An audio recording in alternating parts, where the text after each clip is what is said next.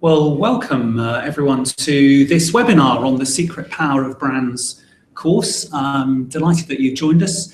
With me, we're at UEA, University of East Anglia in Norwich in the east of England, where we teach a full-time course on branding. And with me is Peter Schmidt-Hansen, who I'm sure you'll recognise from the videos, who runs the course with me. And really delighted to have one of this year's students, Liza Butegwa, who's in the middle here. We've got a class coming up in an hour, but just before that class, we are really looking forward to taking part in this webinar and answering some of your questions. Behind me on the screen, you can see the logos of some of the companies and agencies who work with us on the brand leadership program. It's the full-time course here at UEA and help make it such a practical and I think exciting program. So you're very welcome to ask about that too, and Liza can tell you all about it. But we're happy to answer any questions at all on branding. We've got quite a few sent in already. So maybe we'll start with, this is a really interesting question that has been sent in by Joanne Green on Twitter. What is the average lifetime of a brand? Really good question. Peter, what do you think? I can't answer that precisely. I haven't got a month or a year answer for that, but I would say that the lifetime of a brand is getting shorter and shorter and shorter, and that's probably because of the dynamic market in which we live. There are more and more startups at the moment, but also more and more failures at the moment. When we think back to how branding has developed over the years, there have been some mega brands which have bestrode the world and are still surviving now. But very often, those big companies and those big company brands, they buy other brands, and then those other brands get subsumed into them. So if we think about banks, for example, in the UK, we had the Midland Bank, but that is now part of HSBC. We think about some of the big accountancy firms, and they've all merged and gone together. And of course, the really exciting thing these days is we've got lots and lots of small tech startups which might run for 3 or 4 years, and then their ideas and the business is bought by someone else. So it's quite a complex answer. I don't know the precise number, but I think the average lifespan of a brand is getting shorter and shorter. So your particular background is in Africa. What does this question look like from an African perspective? I would say that the brands that we have currently, I think, have existed for quite some time, because they're, at the time, like when technology started, so like things like the telecom companies and stuff, they've been there for quite some time. I think what's happening now is they're newer brands that tend to run sometimes just for like a few years, just because people feel like there's a need for them. And then at some point they just fizzle out because the need for them has passed. But I think it's like what Peter said. It just, they're getting shorter, but there are also a few legacy brands, I guess I would call it. Yeah. So the average age must be going down simply because there's so many brands around. Yeah. But one of the things that always fascinates me, and I think we're talking about this in class a little bit, is the way that some brands refuse to die.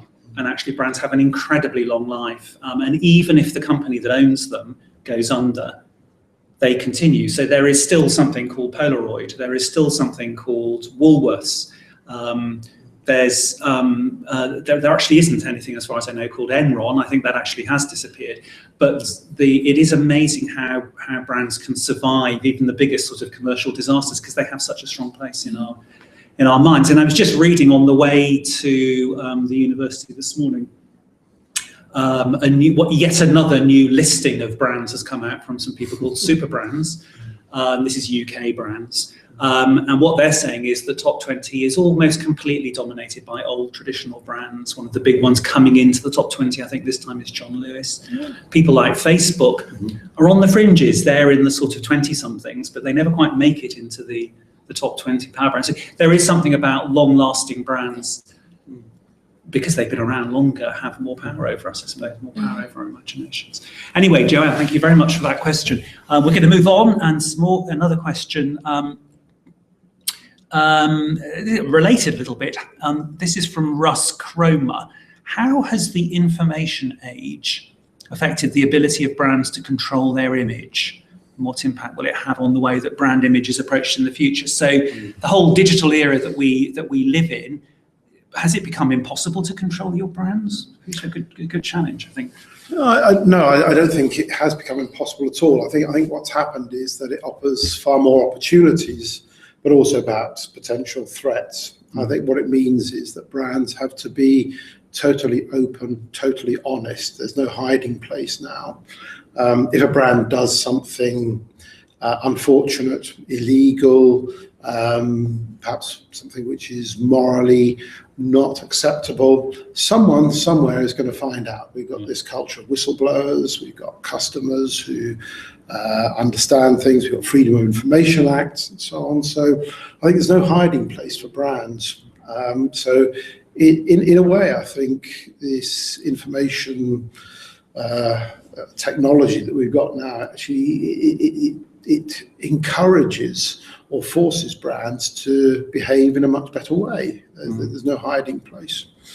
But it also offers wonderful opportunities. I mean, we see brands that are able to have conversations with customers in the way that brands could never have done in the past.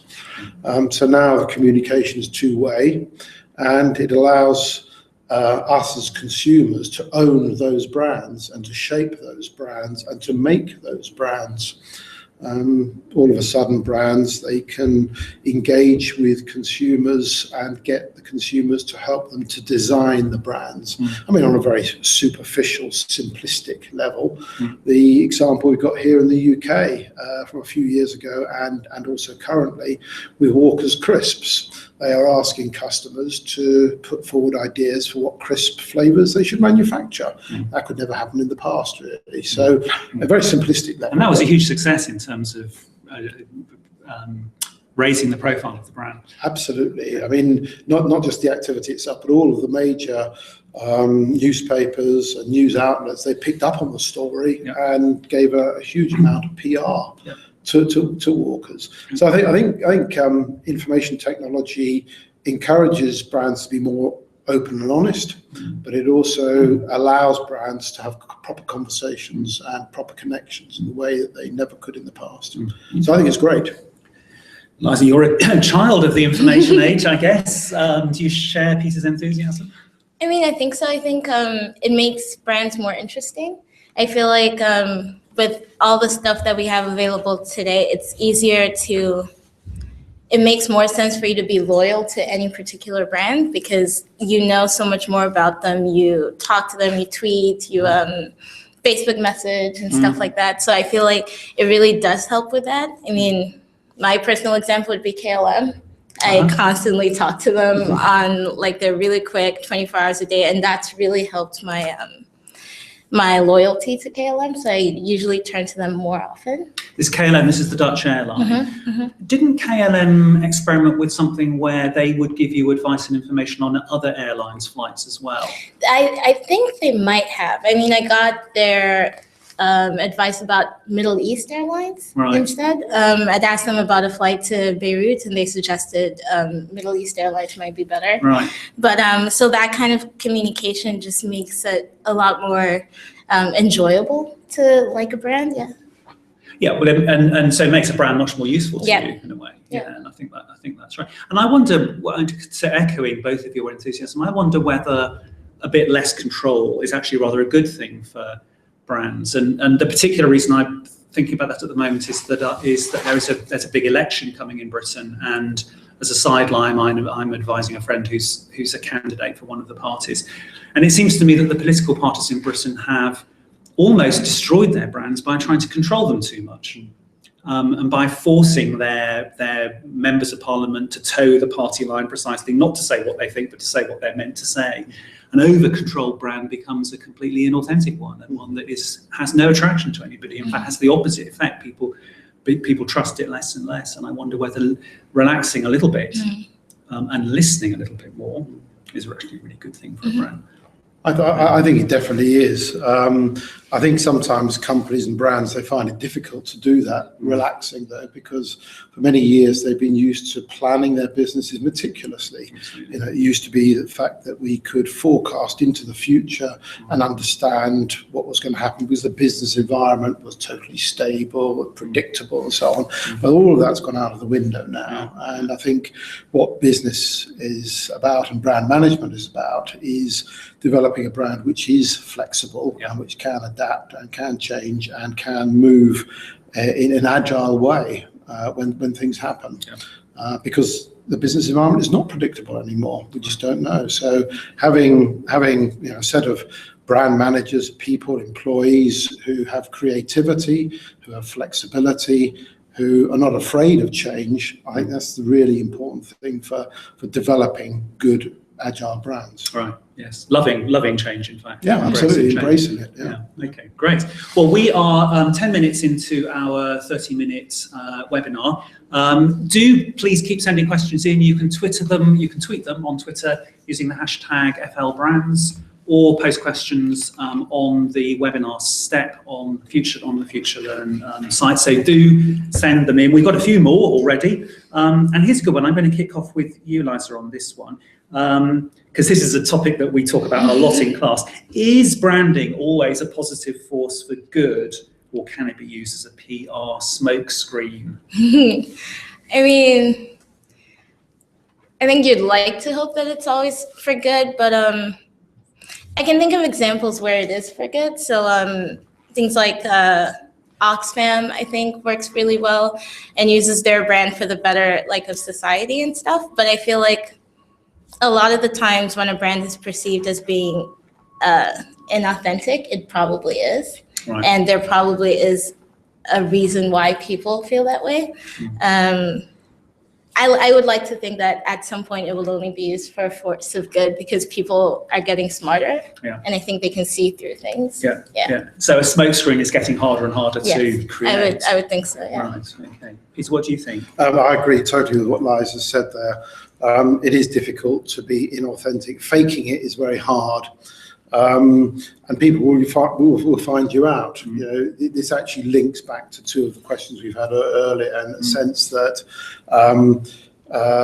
with social media, as soon as you start faking it, someone will post something up there and say, these people are faking it, and everyone else will see it, that they're faking it as well. It's a bit like the emperor's new clothes. You know, someone only takes one person to sort of say, well, the emperor's not wearing any clothes at all, and everyone will suddenly recognize that they're not wearing it. So, you know, that social media makes it difficult to fake things, but also it links back to the question we had earlier about longevity of brands and the fact that brands don't last that long anymore. And I think fake brands, they will go out of business because people won't believe them. You know, there's so many parts of our day-to-day life that we in a way don't trust anymore. We don't trust governments, we don't trust banks, we don't trust pensions. Sometimes we don't trust our companies because they might have said there was a job for life and there isn't. So we want something to trust in, and if it's going to be brands, we have to believe them. So this sincerity, authenticity, super important. Right. There's no doubt, though, is there, that brands are incredibly powerful forces, and they do influence how we think and how we act. And like any powerful force, they can be used for ill as well as for good. And I mean, depending on your point of view, you might think that branding is one of the reasons why so many people are addicted to cigarettes, which is not good for them and absolutely not a positive force. So I feel that all of us who are in the branding business or who are coming into it, like Liza, have an incredible responsibility to make sure that what we do, as far as we can, is for good and not for ill. And certainly in Morpholians, where I work the rest of the week, it's a constant question for a given client who we might work for. Should we be working for them? Are they actually doing something that's good for people or not? And of course, in most cases, there's lots of grey areas. It's not an easy black and white question. But certainly in Morpholians, we have never worked for a tobacco company or defence company and never would. But there are lots of things in the middle that cause great debates, like should we work for companies that produce really excellent computer games, for instance. There are very different views on that. So it's not easy, but I think the important thing is for us to be aware of the force of this thing that we're playing with. Okay, we have a question in on Twitter from Jeremy Nietzsche. Do you think that more and more brands focus on brand personality rather than products or propositions? So I guess the implication is they're focusing on the superficial stuff rather than the real stuff. Peter, what do you think? Well, I wouldn't necessarily say it's superficial stuff. I think what's happened is that there's actually not much to differentiate products anymore. I think partly because of design, manufacture, engineering, many of the products that we buy are incredibly similar. So how are you going to differentiate one product or one service from another? And it often comes down to personality. I mean, you could liken it to people. Yeah. You and I, Robert, we've got basically the same sort of product here. We're made up in the same sorts of ways. We've got limbs, we've got heads and things like that. So we're actually superficially very similar. But what might distinguish us is our personality. And when we liken brands to people, and this is what we're talking about, brand personality, there are certain people that we prefer to hang out with and be friends with than others, so there's a lot of men, women that I could choose to be friends with, but the ones I choose to be friends with are the ones that have the right personality for me. So I think personality is incredibly important in differentiating a brand, because the core product, the core service isn't that different. If you've got banks, there isn't a lot to choose between two different banks. Right. If you've got, let's say, family saloon cars, there isn't a lot to choose between them. They've all got four wheels, an engine, steering wheel, etc., etc. So, it needs something else. And we were talking a couple of weeks ago, weren't we, Liza, about personality, just picking up Peter's point, personality differences between BMW, Mercedes and Audi, three German companies that make cars, as you say, similar in lots of ways. What do you think? Is this on the rise, the cult of personality almost? I mean, I think people understand the importance of it. I think with the rise of niche companies and stuff, personality is increasingly more important, but I still think that we still need a good product to want to associate it with it, because as you said, personality is superficial, so you still need something to back up, to still engage people, I feel. But I think it's important. It's one of the reasons I choose brands over others, I think.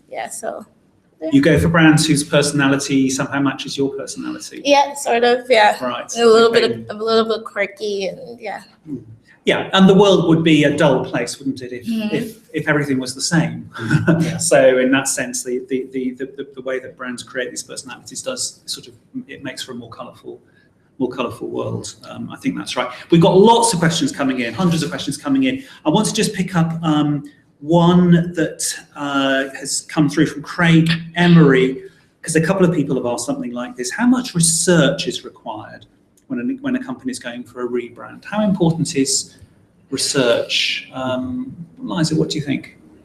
I mean, we're doing our first live project for the semester this year, and research is way more important than you think. So pretty much anything you think, just double it. It's a lot. You need a lot of research. You need to look at competitors. You need to look at the market and ask a lot of people. I think it's a lot of hard work that goes behind everything brands do. Yeah, and one of the things we've been trying out a lot this term is testing things week by week, isn't it? So there's almost been research as we've gone on that has revealed what's working and what isn't working. Peter, what do you think? Is it? Yeah, it's interesting, because I come back to a point I made earlier, that we're actually in a very, very fast-moving world these days. The fear that many brand managers have is that their idea, their project isn't going to work. So doing a lot of research can actually improve decision making, and it can also provide some comfort.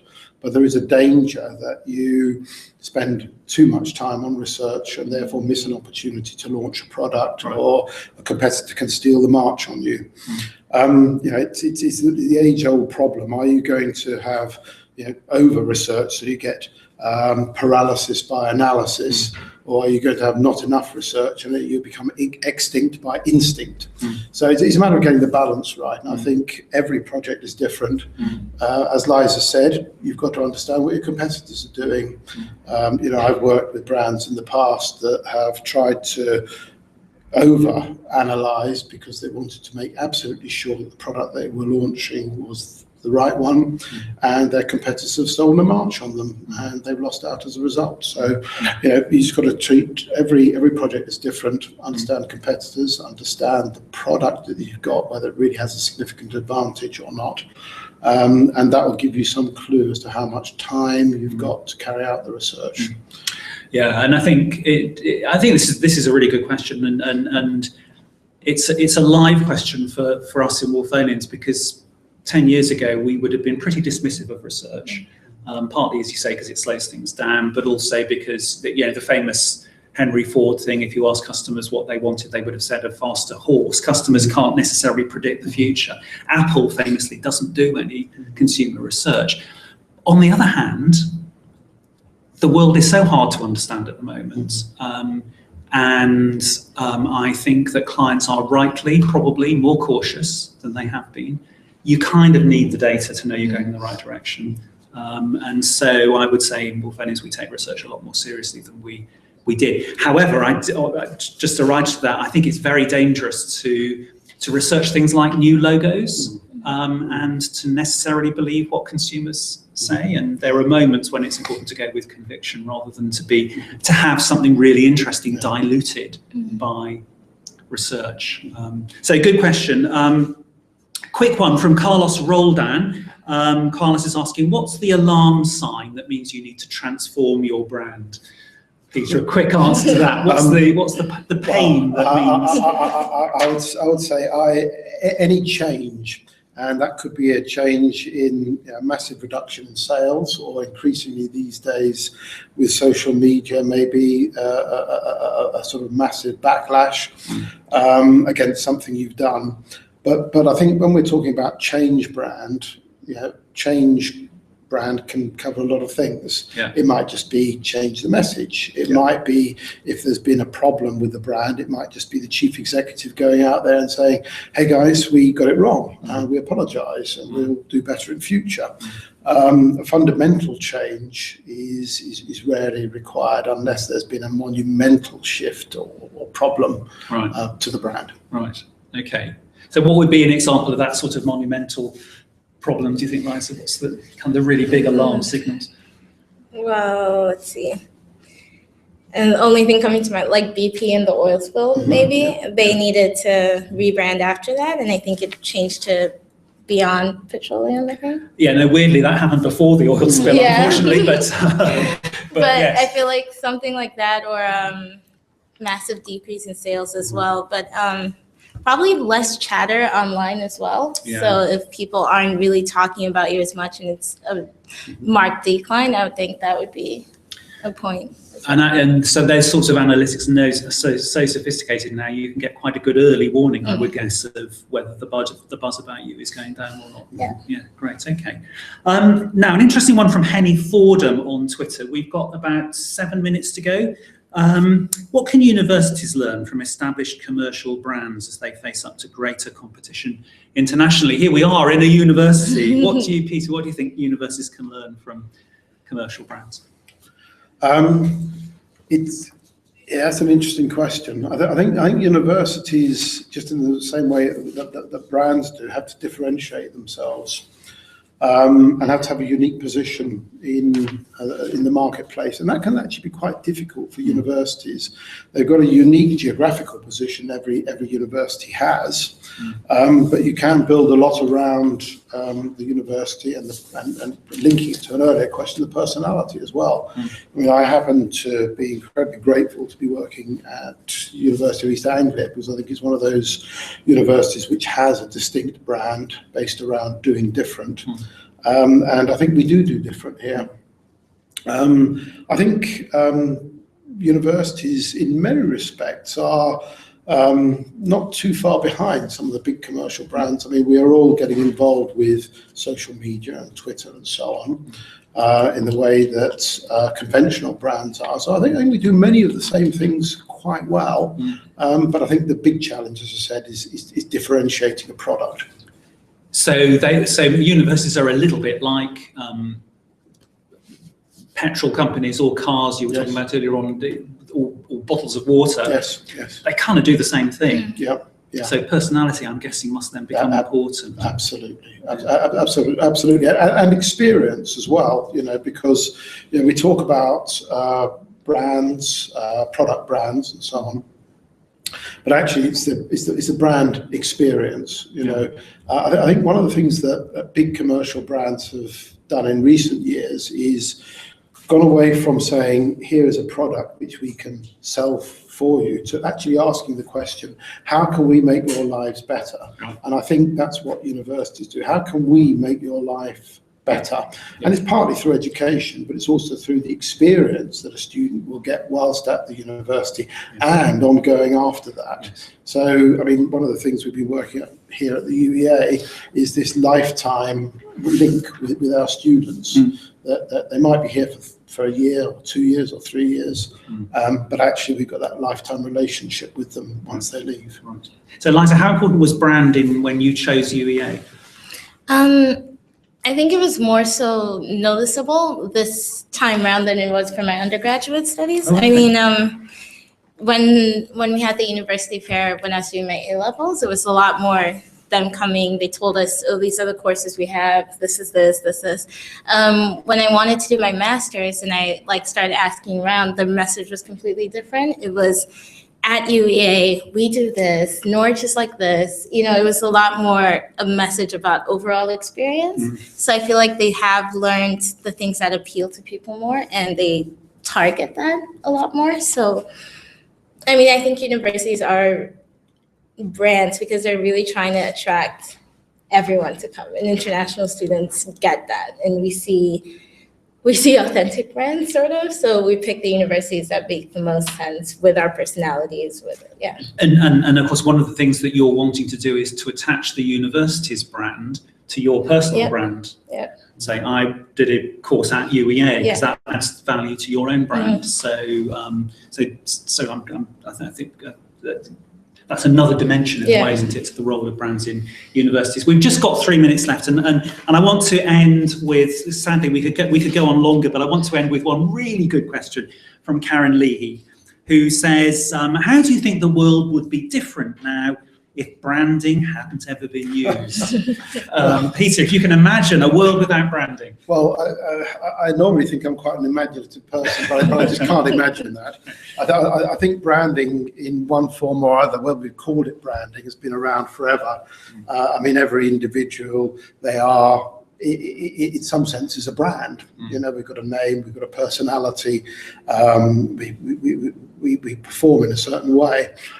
So I think since humanity has been around, branding has been around. I cannot actually conceive of a world without branding in some form or another. I mean, we think about religions, they've been around for thousands of years, and they've been in some way or other doing branding. Monarchies that have been around. I mean, I'm Danish, I come from Denmark, it's the oldest monarchy in the world. And that's, absolutely. And that's been branding itself for well over 1,100 years now. So, and the really curious thing is that there is something in human DNA which gets us to not just to do that, but to symbolize it and to draw a picture that it's a cross that means the Christian religion, which is my signature, which means this is me, or it's the mark that makers put on the back of pottery and those sorts of things going back thousands and thousands of years. What do you think? A world without branding, and Liza, can you imagine that? I really can't. I mean, I don't know. I don't know how people describe ourselves, because I'm like, people say, I'm like a zebra or I'm like a giraffe or whatever, but that's also some form of branding yourself and identifying with something. So I just feel like it just come so naturally to attach feelings to things, and they feel like that's what a brand I can't. I'm sorry. I guess that even in state-controlled economies, where in theory market forces play less of a role, they're still brands, or there weren't there, and it feels like any human activity requires things to be differentiated from other things through ideas and through symbols, and it's impossible to imagine that not being the case. And certainly if it wasn't the case, the world would be a very dull place. Absolutely, yeah. Great. Well, that's our 30 minutes. Thank you very much, everyone who sent in questions. I'm sorry we couldn't answer all of them, but it was great to be able to talk live to you, and do enjoy the rest of the course. And Peter and Liza, thank you very much indeed. Thank you, Robert. Thank you.